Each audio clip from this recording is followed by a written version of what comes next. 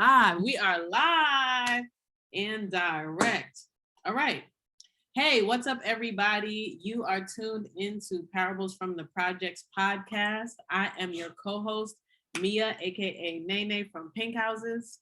And I am Gordy, aka Gorgeous Gordy from Brownsville. Never ran, never will, baby. That's right. That's right. All right. All right. And we, are coming back to you because we love you and we want you to know that you are loved. All right, man. So like we always like to start it off with a special segment that we have, what's going on, just to do a quick check-in. So what's going on, Pops? Woo-wee.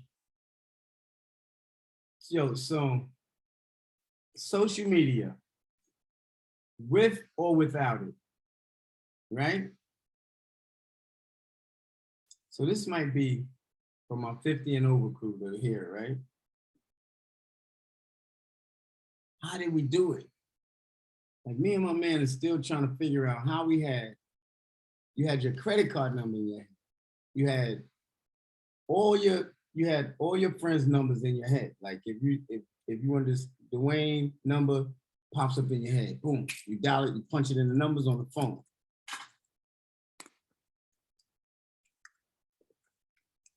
We gotta start doing some critical thinking, people, for real.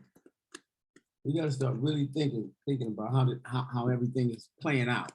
Like this whole social media, Bill Gates, the internet, Facebook, all the networks. We gotta really take this we gotta really stop and say, like, hey, wait a minute now, wait a minute. I mean, 50 and over, you gotta understand, we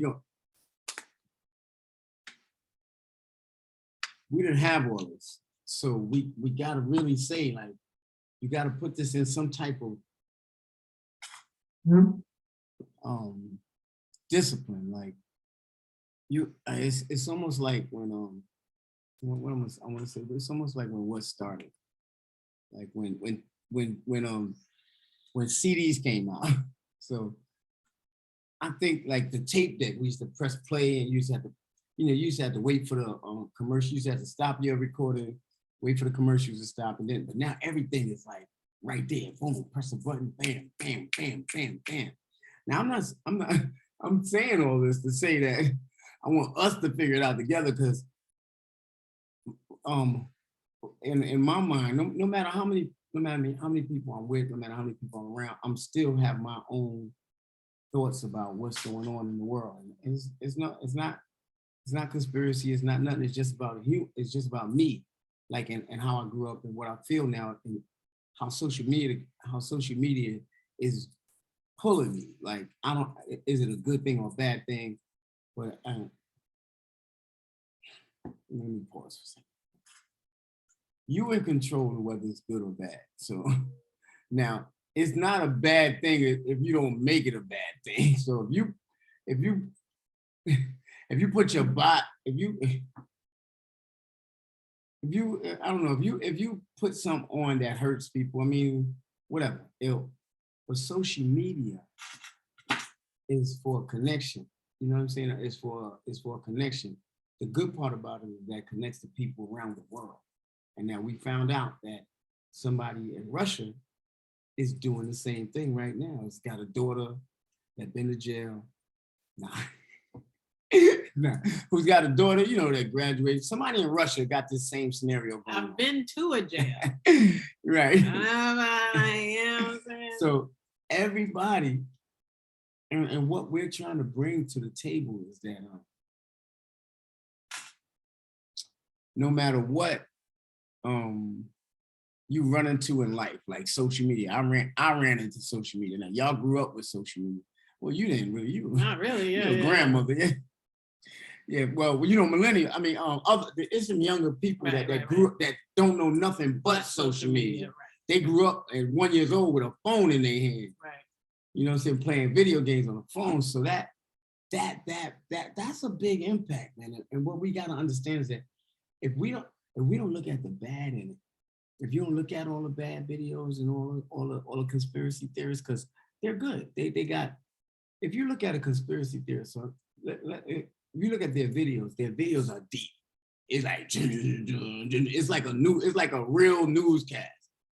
But how do you block that out? So now my whole thing is saying all this is how do you block out good in people? You be good. You know it was heart before it was words. It was feelings, emotions, and all this stuff before it was words. You got to know that words came last, like it ain't. And yeah, you got to use some type of. At this level, you got to use some type of. You got to go in a room by yourself and then like use your common sense for you. Like you can't look later for all the stuff you read, later stuff you heard. Just open these two eyes. Later for, they say the panini or whatever.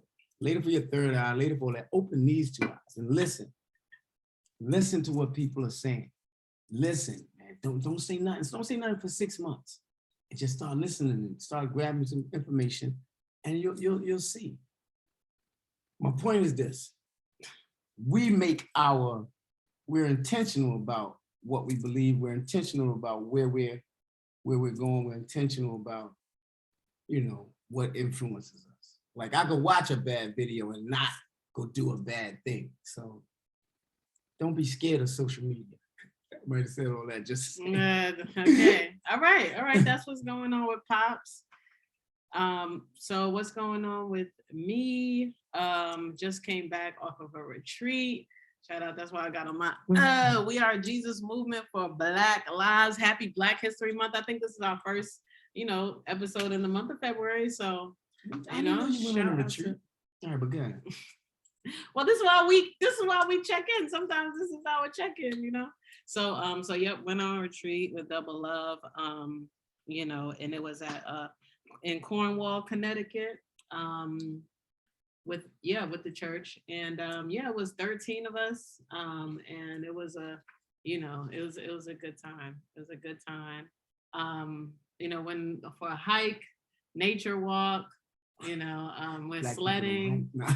Did all Black the things, people. all the things. So definitely look forward to sharing, pictures, but definitely got to also, primarily spend time with God, spend time. It's a Trinity Episcopal church is over it. So they led us in different prayers and, things like that. And it was just beautiful. It was just a beautiful weekend, beautiful experience. So what's going on is I still have the after taste of that. So, just blessed and thankful. So without further ado, I want to bring on our guest. And as I bring him on, I'm going to read a little bit about him. First of all, before I read his bio, I want to say that Jamael and I played on the same, in the same basketball organization. Shout out to Coach Unique, Coach Monk, and Unique the Peacemakers. I remember that dude. Wow. Peacemaker. Shout out to all my Peacemaker teammates as well. Anybody that's tuned into this podcast. But yes, but we met at the Bushwick YMCA, and played on the same team. Then just through the years, lost touch, but then got back in touch, and we have been rocking ever since. He also was one of the people that we threw a party event series called Network and Beats. And Network and Beats is, I really can't wait to come back. It was Tia Mari's idea to for the name, and there we go. Tia Mari's idea for the name Network and Beats, and Jamael came on, just so cool with it. So we had 2 events in New York.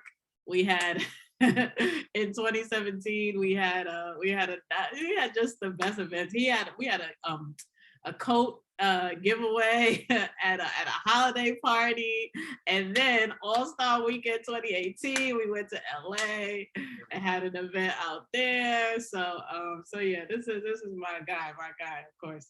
But yeah, of course I moved to LA, so really we have been out of touch for a while, but I'm definitely happy to have him on. He's the founder of Big and Little Skills Academy, Inc., a holistic nonprofit sports organization based in New York City, with the programs in over 5 cities.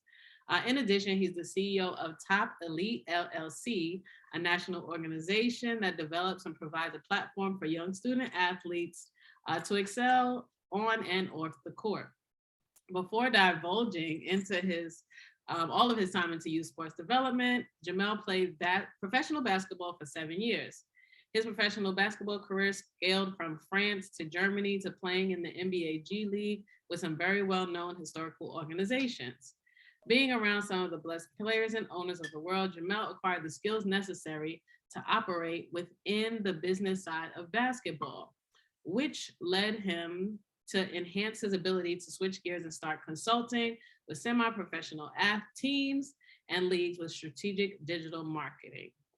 Mr. Lynch has over 10 years of experience with brand partnerships, strategic and digital marketing and development, working with brands such as Nike, Google, and Boost Mobile. A managing partner of Victory Group International, Jamael focuses on creative strategies and brand partnerships. Jamael is a proud father to his son and prides himself on giving back to his community in Brooklyn, New York. He has created an after-school program at the same school he attended junior high school, where students partake in STEM, entrepreneurship, yoga, nutrition, public speaking programming at no charge for the entire school year. Jamael is devoted to seeing youth in his neighborhood excel in more ways than just on the court. He has set up free college tours with his community church, provides a summer basketball tournament, and a back-to-school book bag drive. In addition, Jamael works with other nonprofits around the country to bridge the gap between nonprofits and corporate America. Jamael attended the University of Rhode Island and earned a degree in marketing at the University of Massachusetts Lowell. Welcome, Jamael, to the podcast. Thank you. That sounds like a lot. Jamael, for real, and that was a lot, dog. You might be. Yeah. I haven't read my bio in a while. I gotta update some things on there. Yeah, so I wanted to read it here. You know what I mean? Acknowledge it. I appreciate it. You know what I mean? Can know what's up. So, Jamael, we always like to ask people, since this is Parables from the Projects, my dad is from Brownsville, I'm from East New York, and I just learned so many lessons. There's so many stories that really, influenced my life. So do you have any stories tell us where you grew up and tell us if you have any stories from your upbringing. It could be lessons you learned from your parents or just, a story that you have growing up that still informs like what you do today. Well, I grew up in Brooklyn, from Williamsburg Projects, right next to Marcy Projects, right next to the Williamsburg Bridge, not too far from Manhattan. And we're very close knit, in terms of how we grew up, in the community, playing red, like green light, Geronimo, free home, manhunt, tag on a white, you know what I mean? Like we obviously growing up playing spades, grew up in a community center, which kind of shaped my life. Growing up in a community center actually shaped my life because I'm able to do a lot because of that. Being able to play every bowling, hockey, basketball, softball, football, spades, just all the games, just being well versed in that. But I always grew up in a family atmosphere. Say that again? You don't know nothing about no spades now. Black people, but we be like, hey, wait. You talking about spades? How you play spades? You learn or you watch? But yeah, I think, one of the things that I learned growing up in the projects, just growing up in my neighborhood in general, I want to say resilience. That's kind of my backbone, my nature. Resilience and perseverance. Those are the things that kind of got me through my journey. Growing up in the inner city, a lot of things go by the wayside, especially the intrinsic value, responsibility, accountability. My mother taught me that early. Being able to make sure that you stay responsible for the thing that you say you're going to do. Making sure you adhere to certain rules and regulations that are kind of unsaid growing up in the inner city that you kind of just know. Everybody's your mother. Anybody can do whatever because the relationship your mother had with the person they grew up with or your father, whatever the case may be. but growing, just experiencing so many different things at a young age, whether it was death or relationships or basketball or, fighting or, drugs or whatever the case may be. Experiencing all those different things before I was 13 it taught me how to, you either fall by the wayside or you ride the wave. And I allowed those things to build me, not break me. Especially utilizing basketball and, being able to, obviously being a Christian at a young age, those two things kind of saved my life, if I'm being honest. But through those trials and tribulations, was able to really find my resilience and my perseverance, really honed in on that at a really, really young age, very young age. So those are the two things I think really I learned from, growing up in my neighborhood. Okay. Awesome. I love that. Okay, cool. So I know we, played on that same organization in Bushwick YMCA. So can you tell us, like, what's your story, like, of growing up, and what happened, after, you were in all these leagues and everything and all, through high school and things like that. Can you just tell us, like, kind of like your story of how you even like got started in basketball and then started to excel in I'll give you the abridged version, which is still going to be pretty long, but I started playing when I was 5. I started playing basketball at 5 years old. My father played basketball as well. Played in college.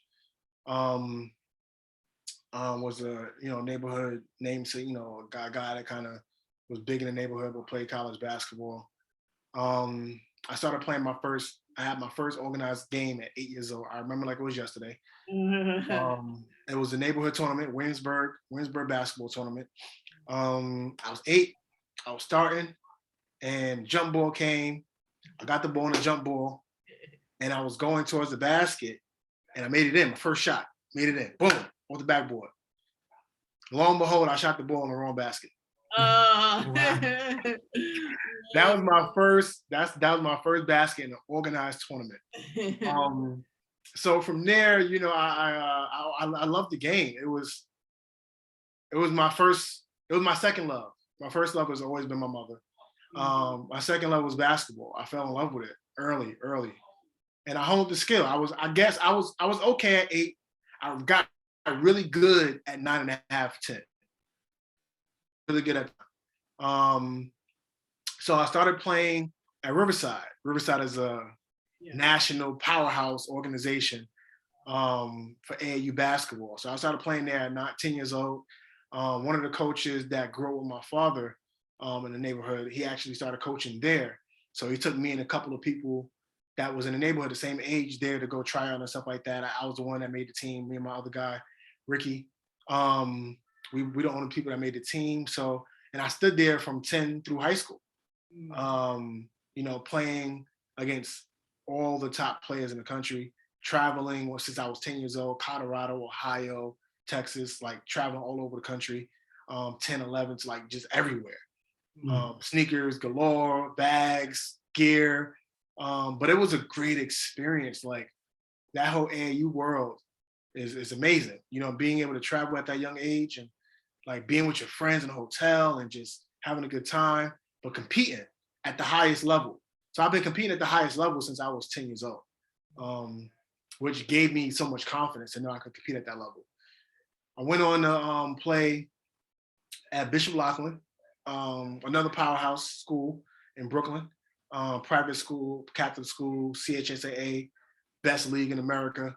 And it was amazing, being able to learn so much from those good players that came from there. Who's your coach at Bishop Loughlin?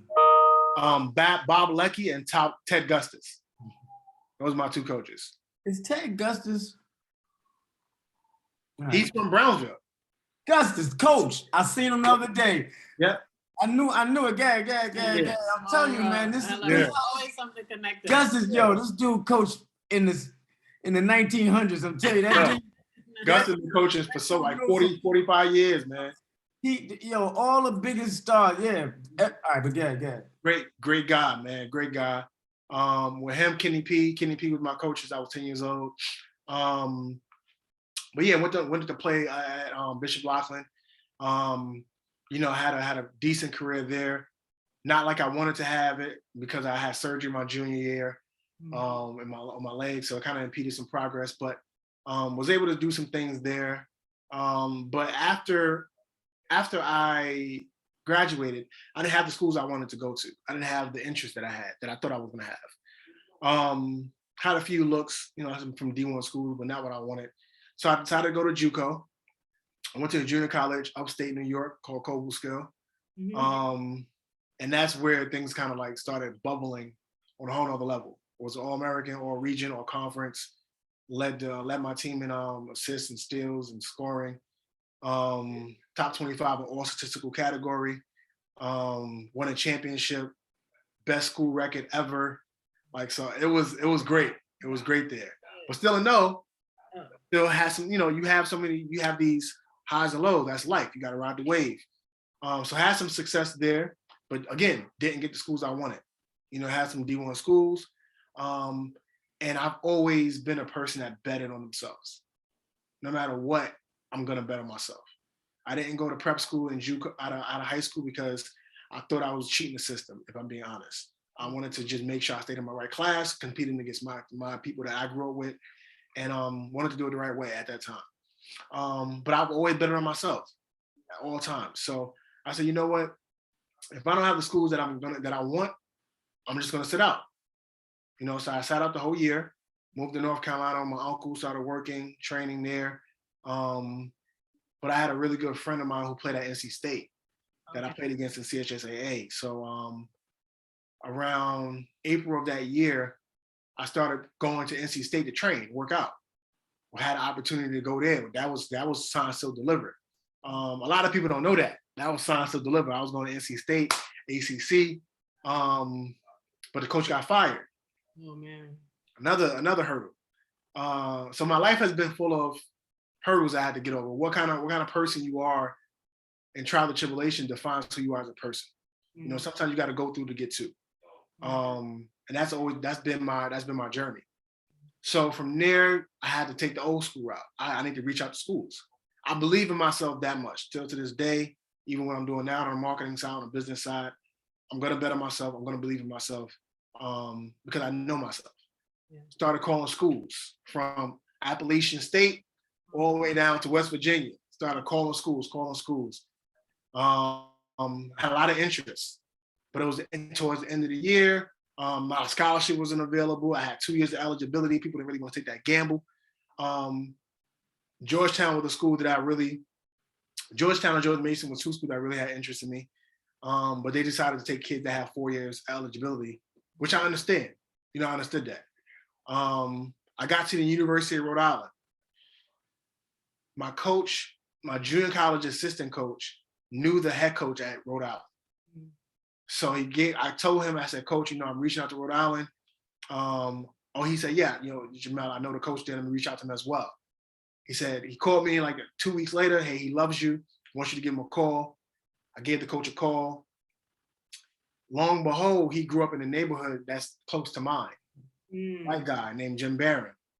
But he also played with my father. So he knew my father, played with my father, knew my coach, knew my upbringing, knew what I was about. He said, yo, we want you.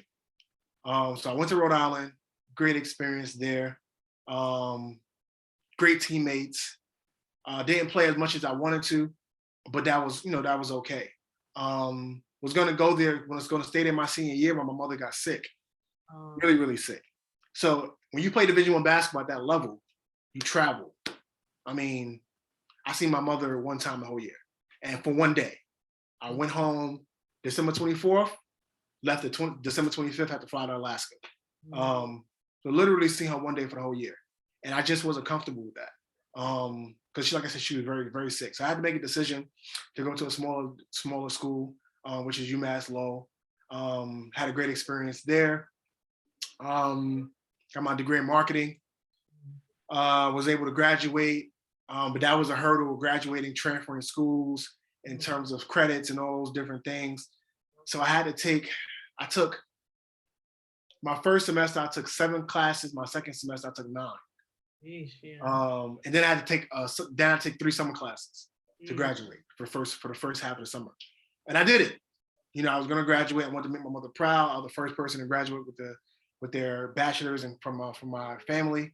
So I did that. It was a great experience. And then from there, you know, how can I become a pro? That was I always knew I was going to get there. I always knew I was going to, again, better myself. So the first few months was tough, you know, just was training. Then I had the opportunity to play in France. And that was my breakout, you know, in terms of, oh no, this kid, this you know, horse is nice. I averaged about 18 points, 14 assists, 7 rebounds, 3 steals. Like, it was my breakout. Got an opportunity the following year to play in Germany. Won a championship in Germany, played with 2 close friends, Everidge and Daniel. I've known them for years. So you rarely get an opportunity to play with your friends when you go overseas. Won a championship in Germany, was the first championship in the organization's history. Great experience in Germany. And then from there, I was going to go back. But then I got drafted. I got drafted to the NBA G League. So Allen Houston calls me, hey, we're going to take you at this pick. And it's Allen Houston. You know what I mean? Like, Allen Houston call you, you know. That was probably one of the most exhilarating experiences I had in terms of basketball. Winning the championship in college, winning the championship as a pro. But Allen Houston getting drafted, knowing that you was going to be able to change everything. You know, that was it. This was it. Went to my mother. I was like, yo, Ma, this is it. We locked in. We good. Went to my brother's house. I was like, yo, we good. Because I knew what I needed was an opportunity. And I knew once I got there, it was going to be what it was going to be. Training camp came. Really, so they made a trade before training camp. So they got another point guard, which is fine. Training camp was tough. I'm not gonna lie. Training camp was tough. 2 days, running, conditioning. It was tough. Made the team, obviously, but really didn't get a chance to showcase my talent. So it didn't work out the way I wanted to, but I had an opportunity to play at a very, very high level. A lot of those players on my team, Klay Thompson, brother, was on my team. One of the starting point guard, Donald Sloan from the Brooklyn Nets, was on my team. One of the big men from the Dallas Mavericks was on my team. So Klay Thompson, brother, Mike, played with the Knicks for a little while as well. Corey Higgins played with Charlotte Hornets. So we had a star-studded team. Like, it was. So from there, I went to Dallas Mavericks, was with them for a little bit, and then I tore my labrum. In my shoulder during training camp. So the next following year, got invited to go to the Lakers G League training camp. Going great. Knew it was the Lakers. Got a chance to work out with Kobe. Rest in peace to the GOAT. Kobe's my only person I've ever idolized. I don't idolize anybody. Never did, never will. Was the only person I've ever been a fan of. Not Mike. Allen Iverson. It was Kobe. Had a great opportunity to train with him. Was in his presence. Felt his spirit. Felt his soul. But at the end of training camp, that was already. I knew that I was locked in. I know I was gonna make that team. But at the end of training camp, I got a concussion.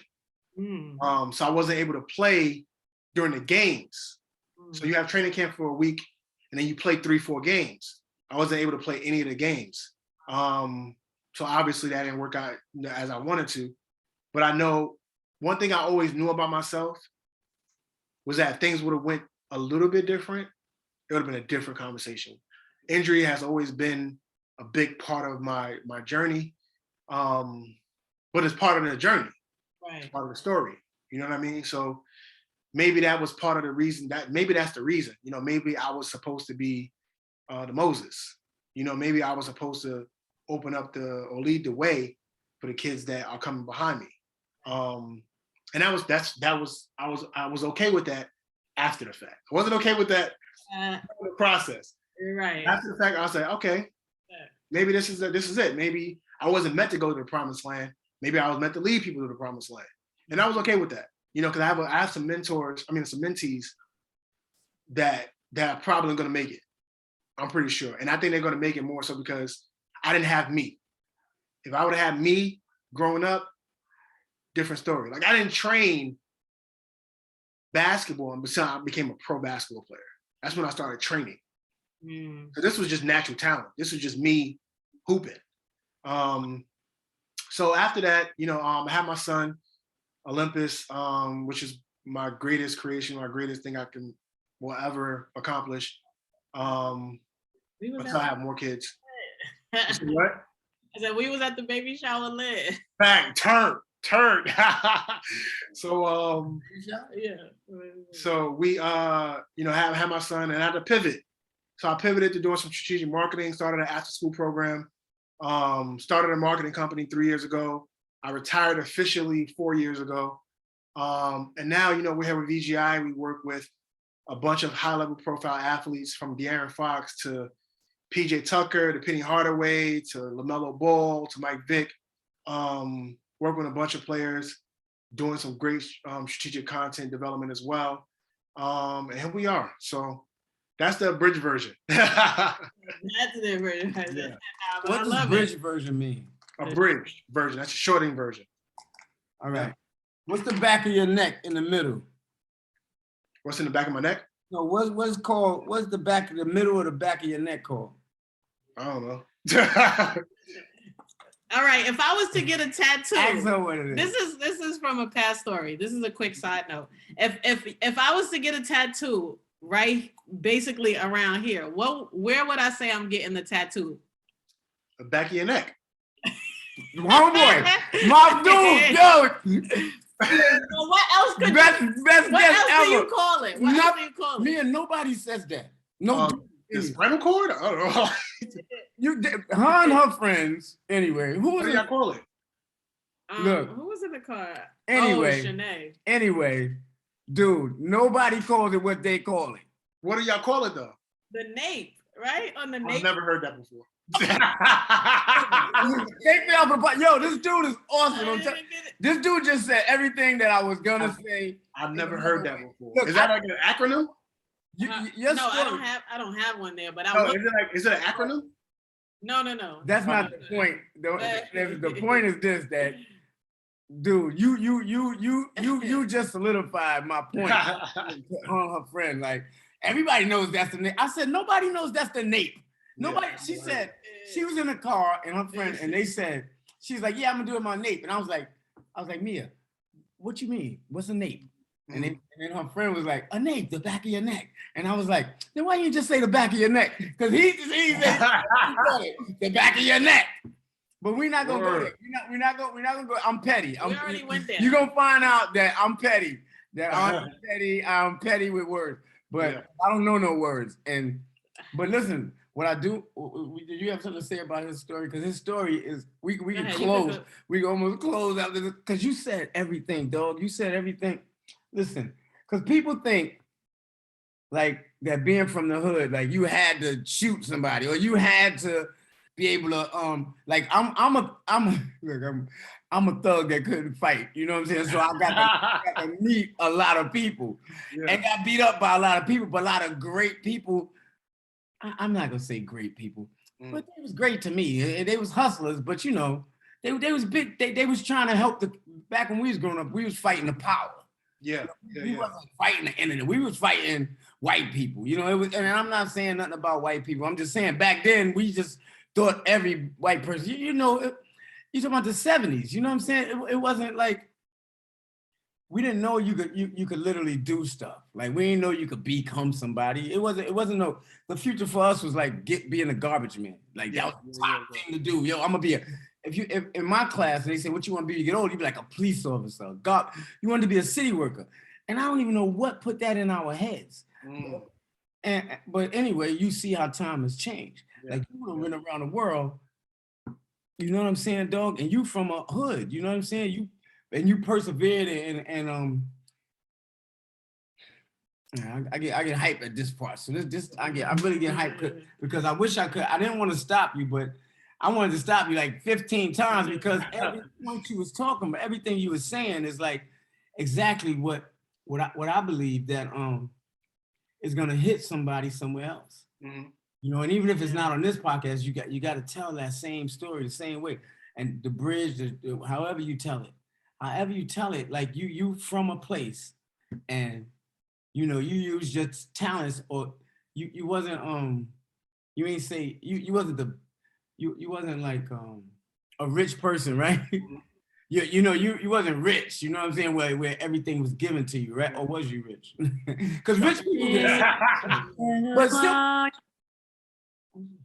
Silver spoon people, they go through some stuff too. I'm gonna tell you something about. I want to get some really rich people that went through some stuff, because you see, that girl committed suicide. You be thinking, you never know what rich people going through. I'm not mad at rich people, because rich people, they got some trials and tribulations with their families, with their friends. They go through some stuff too.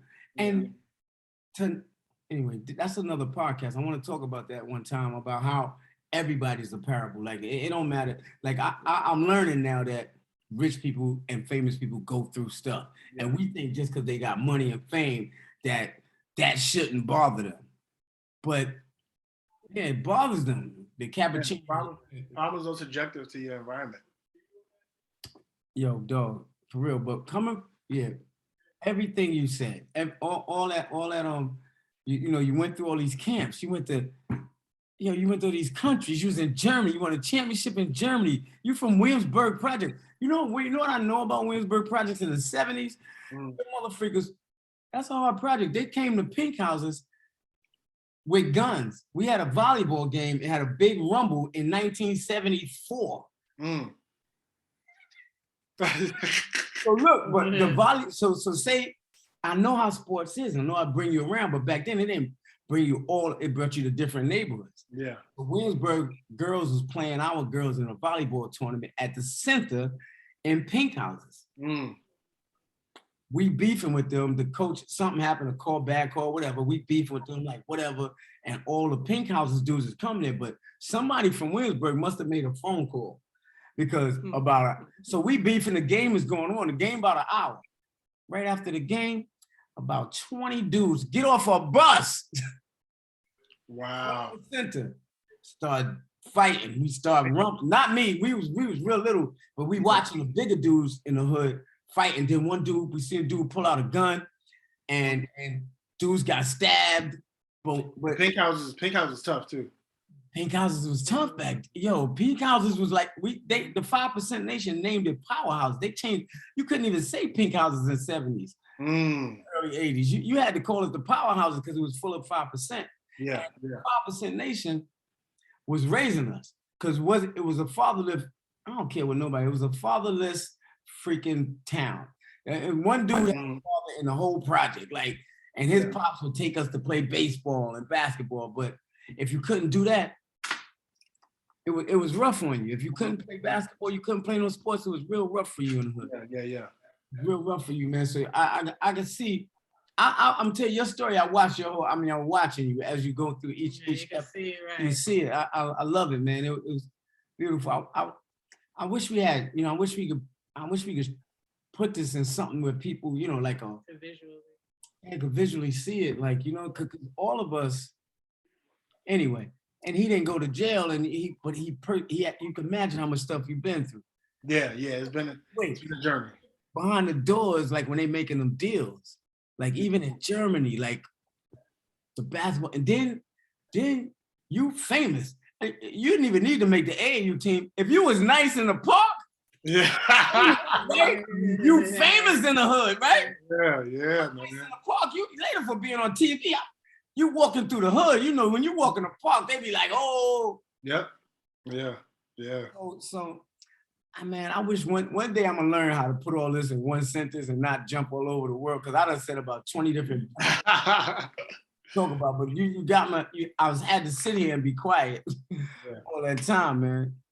No, and what I think I like about your story, I feel like you've always, and just from when I've known you, like in your, like, you know, more recent years and things like that, after you play basketball, but I'm sure even while you were playing it, is that you always had a sense of like that you want to give back. You know what I mean? Like I feel like that was in that whole story. Like, that in you. Like you always want to like granted you could work with these, high power professionals and these big companies, but you always want to like make time to make sure like the kids are all right. You know what I mean? Like that, everybody from, just middle school, high school, you know what I mean? Like you're always doing, something for the youth. Where do you think that came from? Do you feel like it was the people that did something for you, or like, what Or like drives your you saw passion something in for- your hood, like you just wanted to change something about that.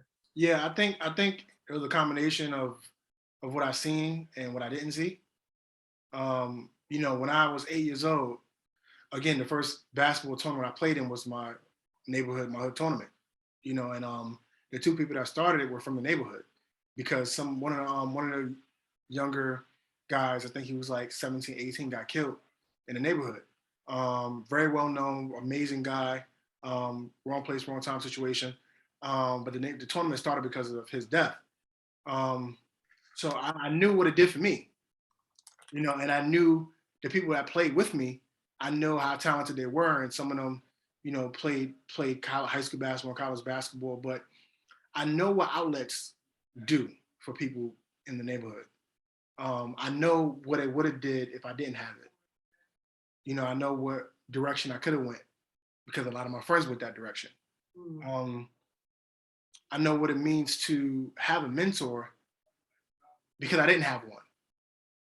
I know what it could have been if I had someone. I made a lot of my own decisions since I was 12 years old. Whether it was school, clothes, whatever it was, I made my own decisions. My mother worked until 10 and 11 o'clock at night. And my father got killed when I was 13. My brother is 7 years older than me. So, he had his child. He had to do his thing. So I know what could have happened if the streets did raise me. And I seen it firsthand, whether it was my best friends or people I grew up with. It was like 20 of us, 25 of us. And only 2 of us went to college. 3 of us went to college. And I'm the only one, obviously, that played at a pro level, but there was a lot of us.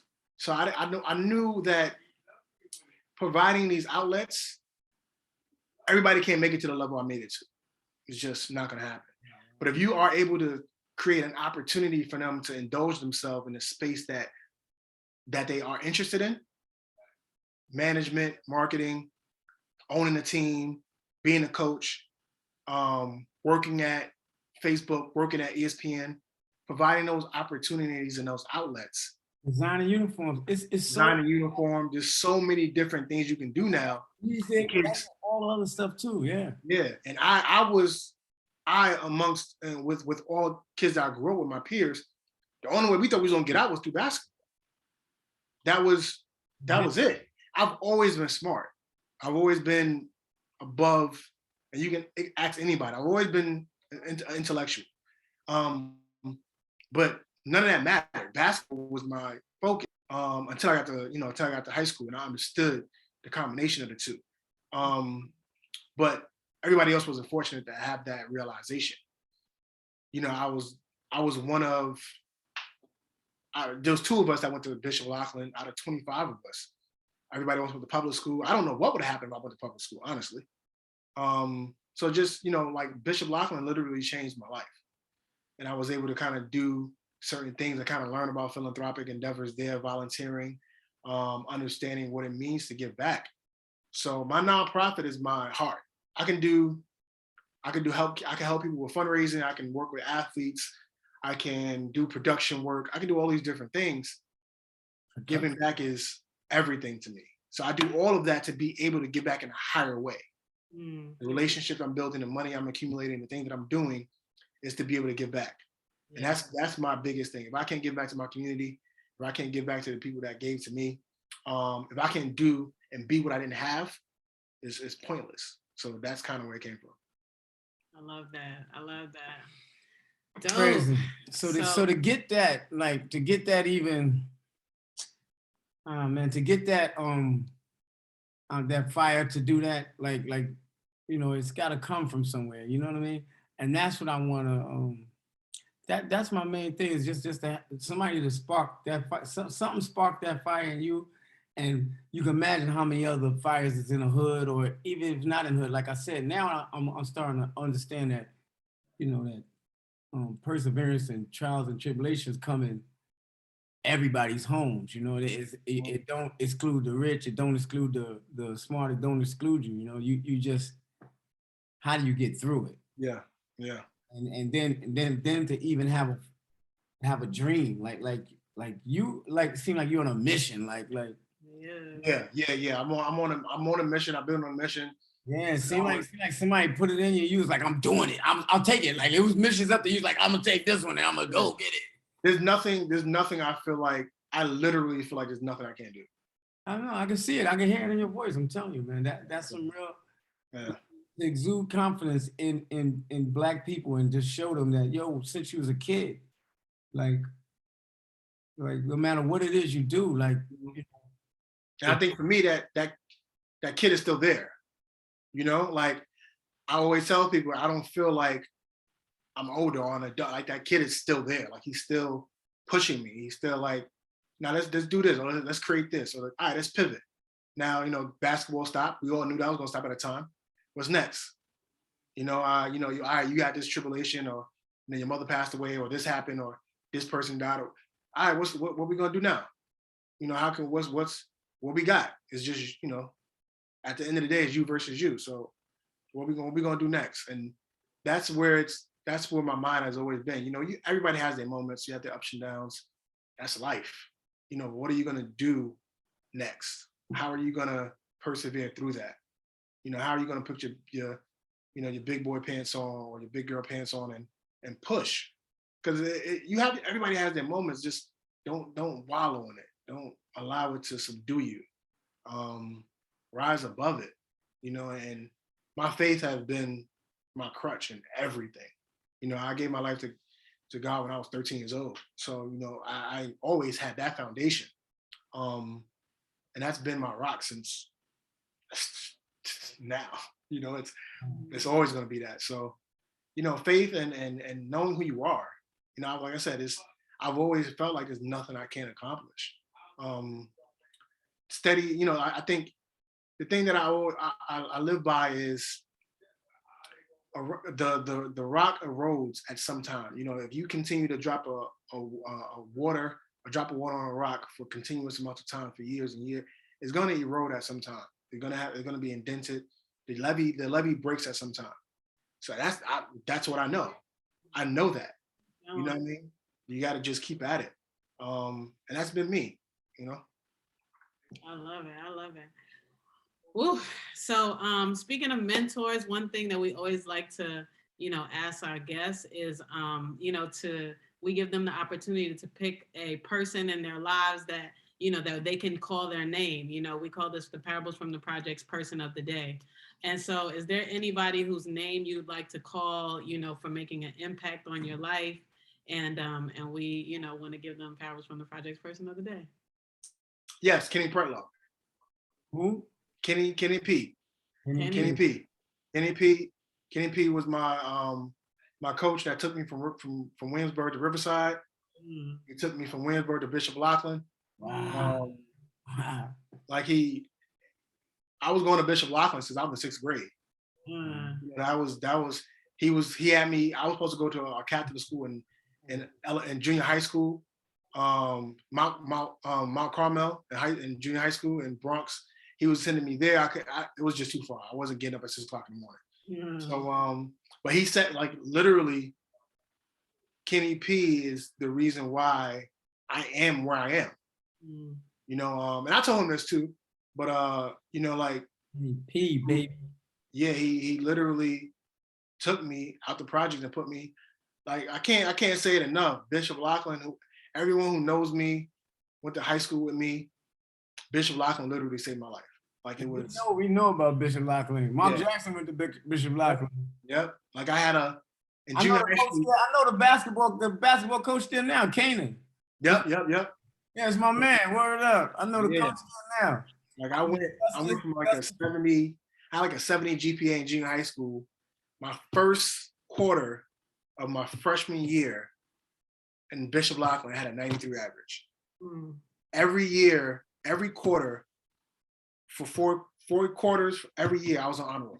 Wow. Every year. Project.